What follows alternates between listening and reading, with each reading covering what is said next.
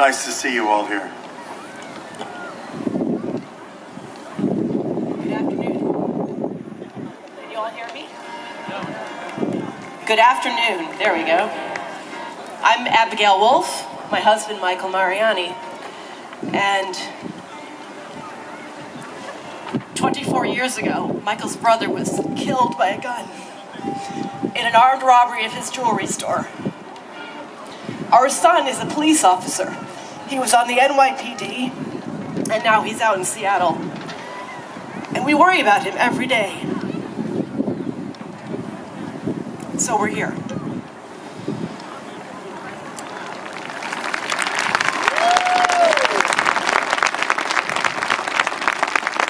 if I can interject just one thing.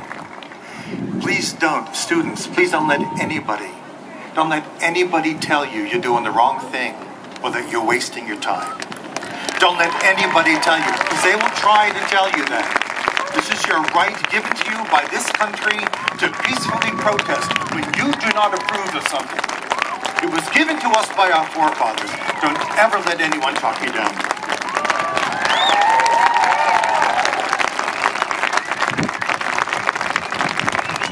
You may have heard of a fellow named Lin-Manuel Miranda. He, Ben Pasek, and Justin Paul arranged this song that we're about to sing called Found Tonight.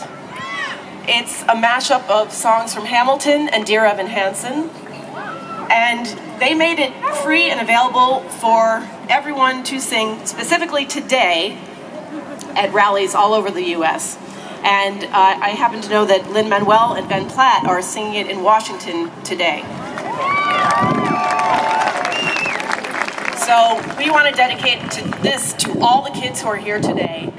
Bravi to all of you, and especially to our godson, Will Ramsey, who is here helping to run this event today.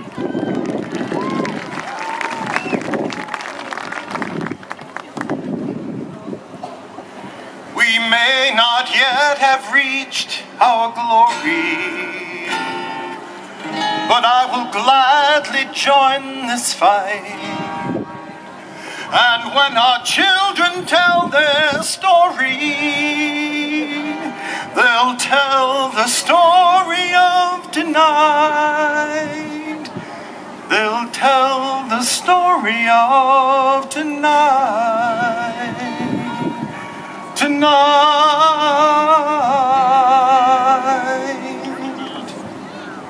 Have you ever felt like nobody was there?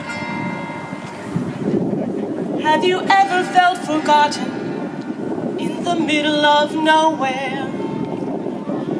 Have you ever felt like you could disappear? Like you could fall and no one would hear? Well, let that lonely feeling wash away. Because maybe there's a reason to believe you'll be okay. Because when you don't feel strong enough to stand, you can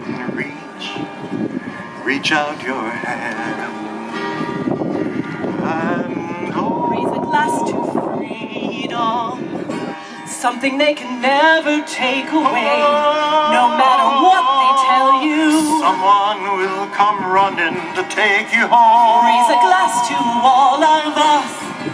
Tomorrow there'll be more of us, telling the story of our lives. Out of the shadow, the morning tell is the story broken, and all is new. All is new. It's only a matter of time.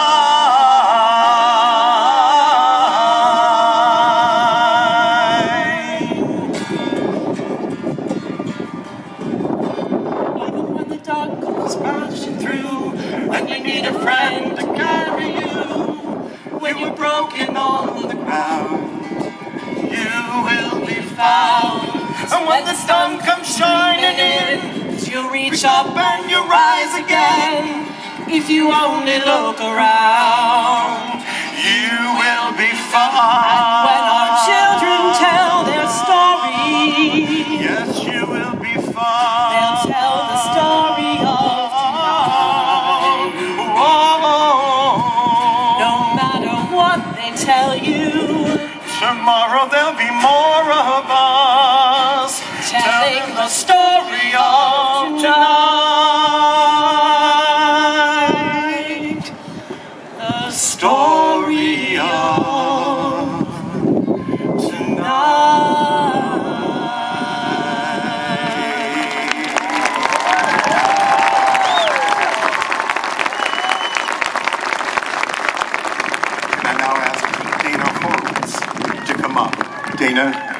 survivor of gun violence.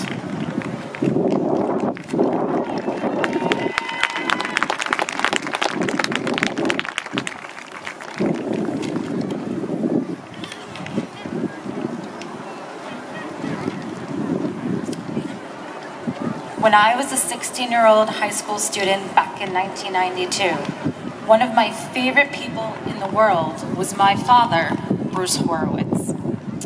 He was the kind of guy whose smile lit up a room and whose heart touched all that knew him. We shared a love of photography, good music, and the outdoors. Not only did I think he was pretty cool, many of my friends did too. On the morning of May 4th that year, 3 days after his 46th birthday, this amazing man's life was tragically cut short and mine changed forever. My dad was a public insurance adjuster in Hamden, Connecticut, where we lived. That morning, he had a business meeting with his supervisor and their client. After some discussion and disagreement, their client took out a 9mm handgun and point blank shot my father and killed him, and did the same to my father's boss. He used a gun he had a permit. No, he used a gun he had without a permit. A gun he shot a total of 10 times. Despite my heartbreak and disbelief, this double homicide, which took place in a suburb of New Haven, had become front page news all over New England. On the day of his funeral, local news stations reported directly outside of the funeral home as cars were pulling into the parking lot. Our privacy was lost, and our pain was shared with complete strangers. During those days, immediately following my father's unnecessary death, it became so clear to me that I was lucky to live in a supportive and caring community, very similar to the community that I live in now. Hundreds came to my father's funeral. Condolence cards came by the dozens. Friends and family spent many moments, maybe even hours, hugging me and letting me cry in their arms. As a teenager, there was little I felt I could do. Today, over 25 years later, teens are now leaders in the movement to end gun violence. I'm proud to be part of the gun violence prevention movement.